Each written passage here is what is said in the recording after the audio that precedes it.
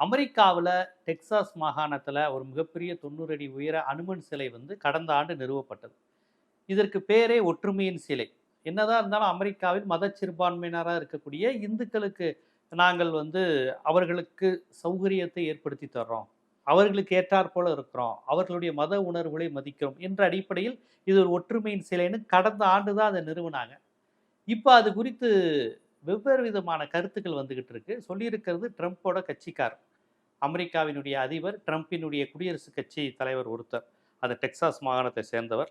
என்ன கருத்து சொல்லியிருக்காருன்னா, பொய்யான ஒரு கடவுள் சிலையை, உண்மையாக கடவுளாக இல்லாத ஒருவருடைய சிலையை இவ்வளவு உயரமா இங்க நீங்க பாட்டு வச்சிருக்கீங்களே அப்படின்னு ஒரு விமர்சனத்தை வச்சிருக்காங்க. ரொம்ப வெளிப்படையா இது வந்து கடவுள் இல்லை, இந்த உருவத்தை எதுக்கு நீங்க வைக்கிறீங்க அப்படின்னு விவிலியத்துல காமிச்சு, பார்த்தீங்களா என்னை தவிர வேறு யாரையும் கடவுளாக உருவமாக வைத்து வணங்காதீர்கள் விவிலியத்திலேயே இருக்குன்னு அதை மேற்கோள் காட்டி, இந்த கடவுள் சிலை இருக்கலாமா, இப்படி ஒரு அனுமன் சிலை இருக்கலாமான்னு இருக்காங்க. அப்புறம் ஏதோ ஒரு அமெரிக்க பத்திரிகையில் பாதி மனித உருவமும் பாதி குரங்கு உருவமும் கொண்ட ஒரு சிலை அப்படின்னு அதை விமர்சனம் பண்ணி ஒரு கிண்டல் பண்ணுற துணியில் போட்டிருக்கிறாங்க.